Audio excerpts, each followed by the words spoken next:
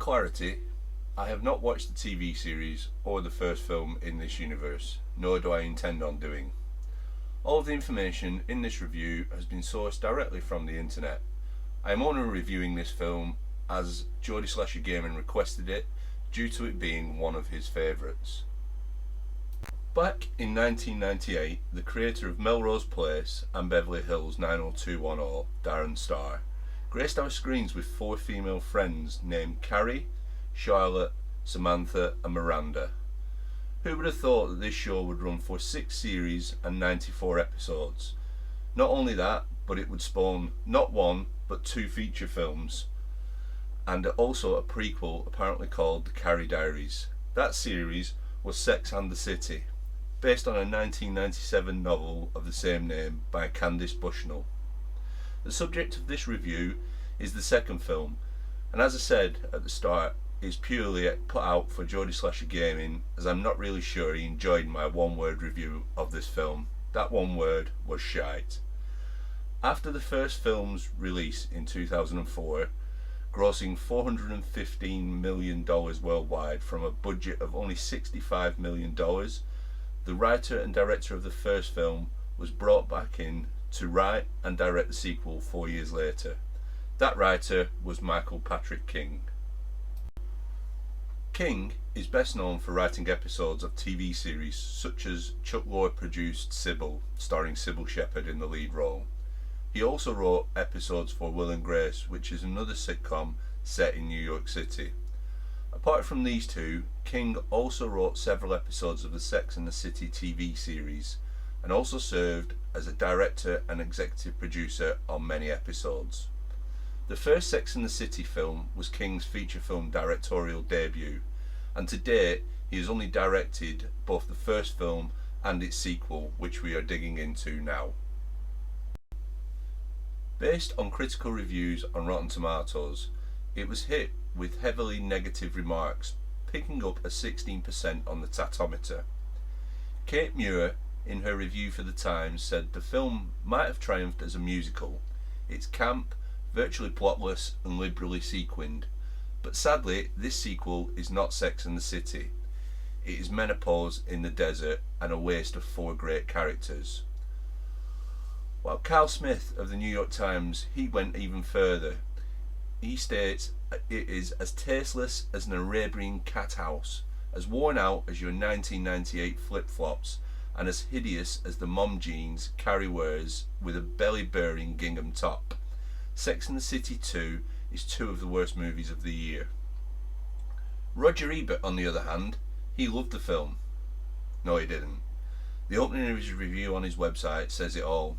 Some of these people make my skin crawl. The characters of Sex and the City 2 are flyweight bubbleheads living in a world which rarely requires 3 sentences in a row. Their defining quality is consuming things. They gobble food, fashion, houses, husbands, children, vitamins and freebies.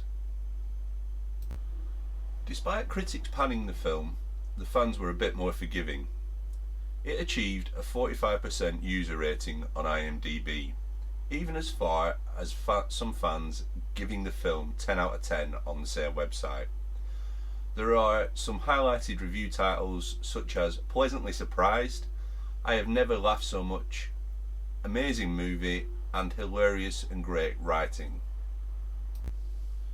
Despite being universally panned by critics and lukewarmly loved by the fans, a sequel series was commissioned by HBO to be shown on their streaming service HBO Max.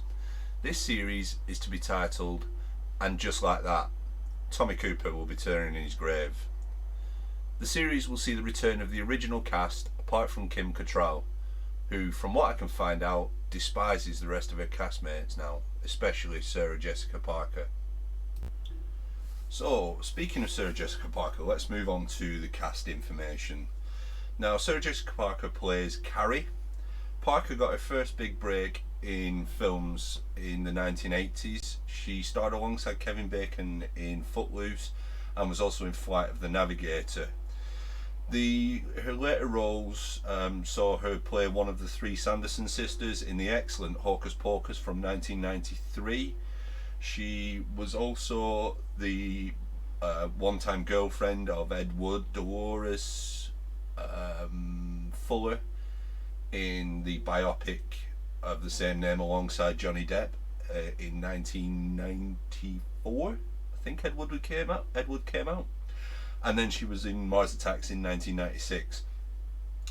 Her later career has seen her play most of the screen time as Carrie in various Sex and the City vehicles. Sarah Jessica Parker is married to Matthew Broderick, and they have 3 children together. They were married in 1997. Next on the list is Kristen Davis. She played Charlotte. Davis's early acting roles came in TV shows such as General Hospital and the Darren Star created Melrose Place. She has had several roles in TV films in the sort of early 90s, but her big break didn't come until Sex and the City was released. After the series has ended, she has gone on back to starring in smaller film and TV roles, and she's not had that many. In her personal life, she has 2 adopted children. They are called Gemma Rose and Wilson. Cynthia Nixon plays Miranda. Nixon began acting in 1979, but her first big screen role didn't come until 1984 when she starred as Laurel in the Spielberg directed Amadeus. She then had several sort of smaller TV parts until around 1993 when she starred in 2 big films in that year. Those films being The Pelican Brief and Addams Family Values. Again, after those films, several more TV roles followed for her until Sex and the City came along. Since that ended, her biggest role has been as Gwendolyn Briggs in 2020's prequel series to One Flew Over the Cuckoo's Nest, Ratcheted. Nixon's been married to her wife, Christine Morinoni, I think that's how you say it, since 2012, and they have 1 child together. Arguably the biggest star of the whole series is Kim Cattrall. She played Samantha. Now, Cattrall, as I say, she has probably arguably the most success in her career. She began acting in 1975, but her first big screen break didn't come until 1981 in the frat party comedy Porky's. She then moved on and had 2 big roles. One in 1986's Big Trouble in Little China as the love interest for Kurt Russell, and then in 1987 in Mannequin as the love interest of Andrew McCarthy. Cattrall has also starred in Police Academy. I don't think I've said Police Academy yet. Star Trek 4, and she was in Bonfire of the Vanities. Since Sex and the City ended, she has had several TV roles right up until 2020. Cattrall was actually born in Liverpool until her and lived in Liverpool until her family emigrated to Canada. She has had 3 husbands, 2 of which have ended in divorce, 1 of which was annulled. The final full cast member is Chris Noth. Now, he played Mr. Big, and by the time this film came out, he was married to Carrie. Now, whether he was married in the TV show or the first film, I haven't got a fucking clue, because I am not watching it. But he had a similar sort of acting start as the rest of the cast, pretty much. Small TV roles and small TV film roles. He then starred in Law and Order as Detective Mal Logan. Since Sex and the City has ended, he's had several more TV roles in such things as The Good Wife, Manhunt, The Unabomber, which is on Netflix, I believe, and he even starred in Doctor Who. Noth is also scheduled to star in the upcoming TV show reboot remake of The Equalizer alongside Queen Latifah. I didn't know it was a thing. I'll give it a shot, but I don't particularly think it'll be that good. As well as the main cast, there were a lot of cameo roles in the film. Those include the Michael Jackson loyalist Liza Minnelli, Hannah Montana herself, Miley Cyrus, fashion guru Tim Gunn, British stand-up comedian Omid Jalili, a British Iranian, and the ex-Mrs. Cruz and current Mrs. Bardem, and obviously big actress in her own right, Penelope Cruz. After the success of the first film, Michael Patrick King was brought back in to both pen and direct the sequel. As well as King coming back in, long-term Sex and the City director of photography John Thomas was brought in to do the cinematography of the film. Thomas has been director of photography on several TV shows such as Law and Order, Gossip Girl and the spin-off Carrie Diaries. Also being brought in to edit was long-term Sex and the City editor Michael Berenbaum. Berenbaum has edited other successful TV shows such as Nurse Jackie and The Americans. Filming began in 2009 and again was set and filmed in New York. However, unlike its predecessors, it took in some more further afield locations, ending with Abu Dhabi being the next main locale after New York City. Despite Abu Dhabi being the more exotic locale, the scenes were actually filmed in Morocco, as the Emirati government refused permits to film in Abu Dhabi. Filming wrapped at the end of 2010. The score was composed by Aaron Zigman, who also scored Step Up 1 and 2, with an official soundtrack coming out from the house of Warner Brothers sound studio Water Tower Records. The official soundtrack includes songs by Alicia Keys, Dido, CeeLo Green, as well as songs by Minnelli and featuring True Colours by Cyndi Lauper.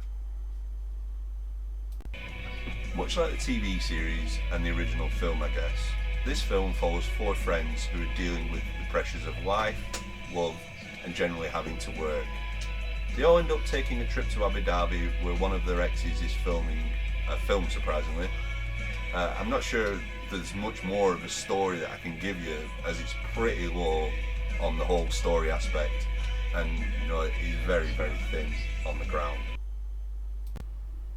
So, given that there wasn't much story that I could go into, I thought I would just come back and do my final thoughts. So, my thoughts really haven't changed much since my one-word review.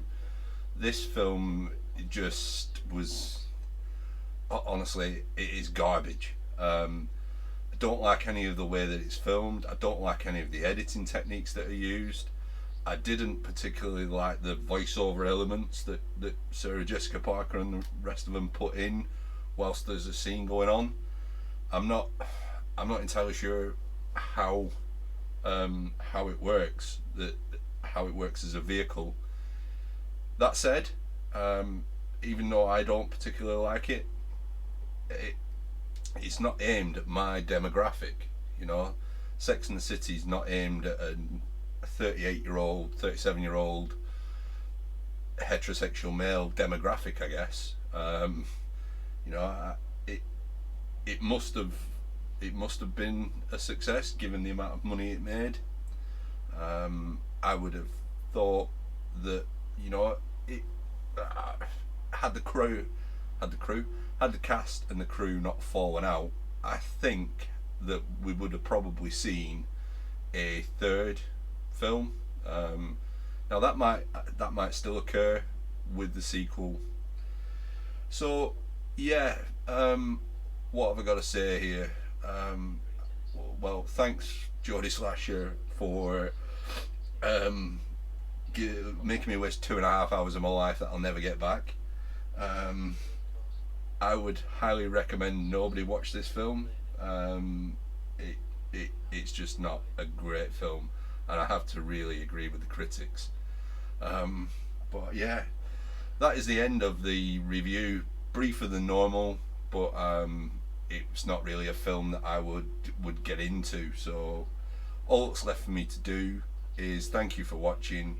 I have been the Ink Northerner, and I'll catch you on the next one.